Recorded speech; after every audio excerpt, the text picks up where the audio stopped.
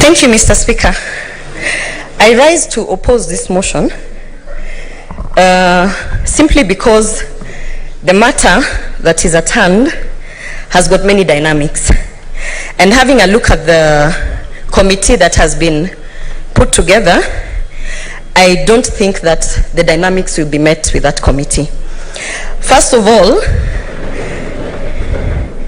the impeachment motion of this particular governor touches on a lot of gender issues. And when you look at the committee, a committee of 11 people who are going to actually impeach or not impeach a woman governor, we only have 3 women. So even if we are pushing for the 2/3 gender rule, because of the fact that the issues that are being raised on this particular debate are gender sensitive, I think it was a bit unfair that that committee did not actually put into perspective that perhaps they should have had more women into that committee. Another reason that I do not support the motion is that the matters that have been raised in the public domain, this particular governor has actually already been persecuted by the public. The issues have been discussed in public, everything has been put out in public, and in order for us as a Senate that actually understands the sensitivity of the matter, we then must actually provide a platform where we must publicly execute and debate matters and be able, as a Senate, to say that we have given a fair hearing and a fair platform. Another thing is that the divergent views that are actually brought to the House by the plenary way of impeachment will not be exercised under the committee. And I feel as though perhaps the reason I am not supporting this motion is that even when you read the order paper, it says that the Senate has resolved. For us, we were coming hoping that we are going to perhaps have a kamkunji before this, or perhaps have some sort of collaboration. Mr. Speaker, nothing of the sort has been done. Nobody has actually, and I hate to be in this position because I support my party, but I'm also a woman, and I'm pushing for the 2/3 gender rule, and I'm pushing that out of the very few, a handful of the governors that have gotten elected, I know if there is a case for impeachment, it should have fair hearing. When you look at the committee, Mr. Speaker, you have 2 former governors sitting in the committee. This is an issue about impeaching a governor. And then you have 2 former governors sitting in that committee. I have to raise my eyebrow and ask myself, is it going to be fair hearing? Because there's already a conflict of interest there to have 2 former governors sitting and saying they are going to give fair hearing. And finally, Mr. Speaker, what is your point of order, Majority Leader? No, Mr. Speaker, resume your seat. Senator Gloria, kindly take your seat. You know, Mr. Speaker, we have very clear rules of debate. When you're debating, you cannot impute improper motive on your colleagues without a substantive motion. I want Senator Gloria, because she's now imputing improper motive on first me as Majority Leader, secondly as SBC, that by including colleagues, you know, there are former fishermen here, there are former touts, there are former herders, there are former governors. Please let her show me which standing order says a former governor should not serve in any particular committee of this particular house. But that is a less substantial matter. What I want her to tell me, I'm on a point of order, my neighbor. Allow me to make my point. Listen, Mr. Speaker, the thing I want Gloria to explain to me is how Senator Gloria, sorry, my apologies. The thing I want Senator Gloria to explain, Mr. Speaker, because otherwise she will be imputing improper motive on me, is how, by having these two senators, because she has picked on two particular senators in this particular committee, points that there is a general direction in which how this committee is supposed to conduct its work. Mr. Speaker, until that is properly explained to me, then it will have been left on the Hansard of this House that at one particular time when I moved a motion already with a predetermined position. I do not take that kindly, Mr. Speaker. Senator Gloria. Indeed, to that extent you are out of order, and you may proceed to abandon that line of argument or contribution. Mr. Speaker, I retract my comment that former governors will be sitting in the proposed committee. I retract the comment, although the two former governors will be sitting. Mr. Speaker, I also want to say that... what is your point of order, Senator Wambua? Senator Gloria, please take a seat. Thank you, Mr. Speaker. Mr. Speaker, I really hate to disrupt the flow of our thoughts. But Mr. Speaker, she has raised an issue, and because this is a House of Record, and every senator is responsible for the accuracy of the statements that they make on the floor.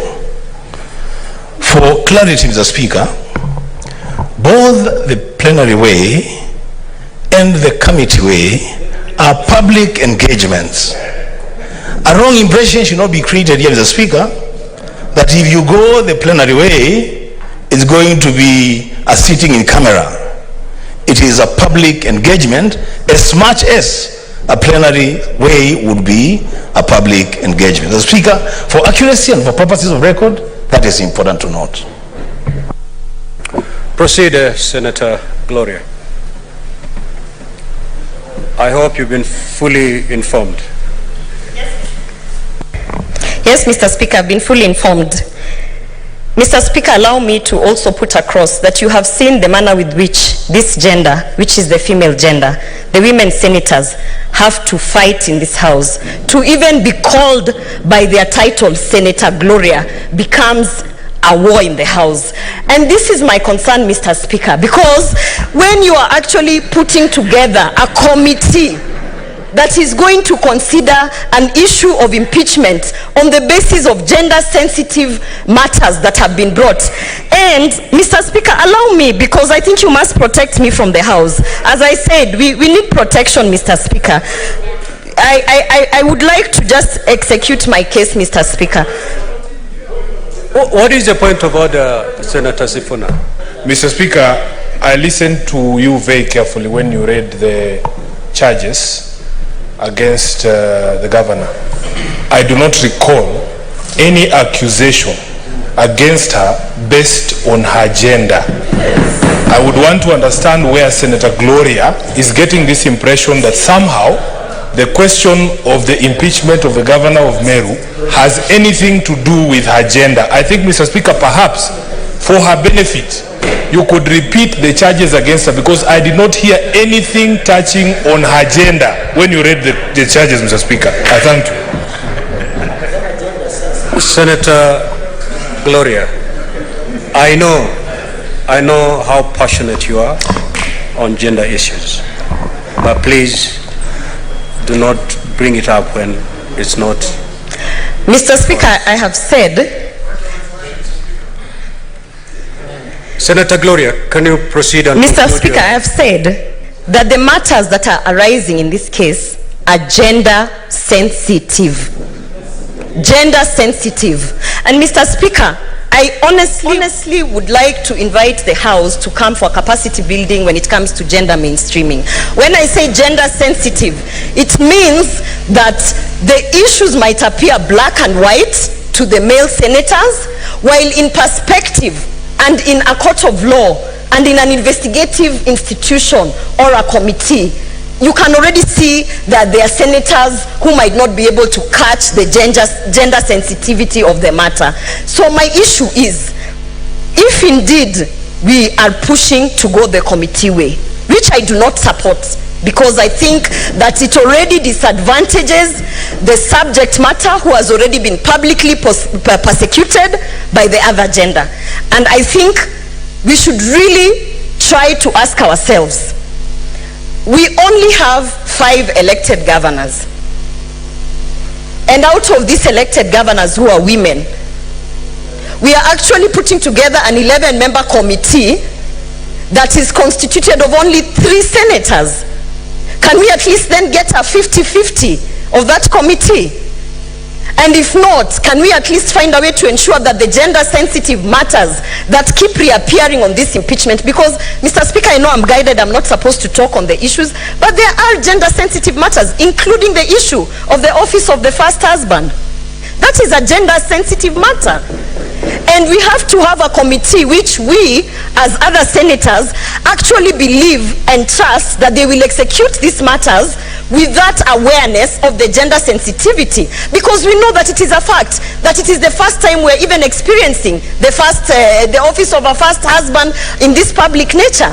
And most of the issues that are being brought up are actually attached to the gender matter. So, Mr. Speaker, I would like to say this.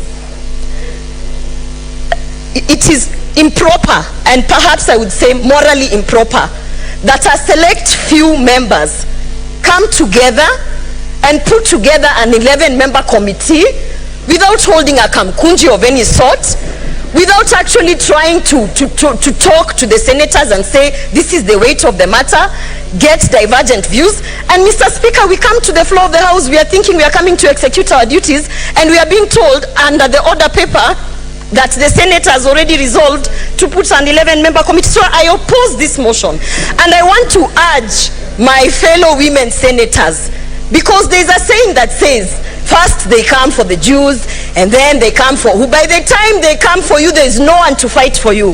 So I want to urge, including those senators who are women, who have been the 3 senators who have been put in the committee, this is a matter that is bigger than you, and I want to ask you people to come together to ensure that Governor Kawira has got a fair and equal platform where we can actually listen and be able to execute our duties as senators of this House. Thank you, Mr. Speaker. Senator Ledama.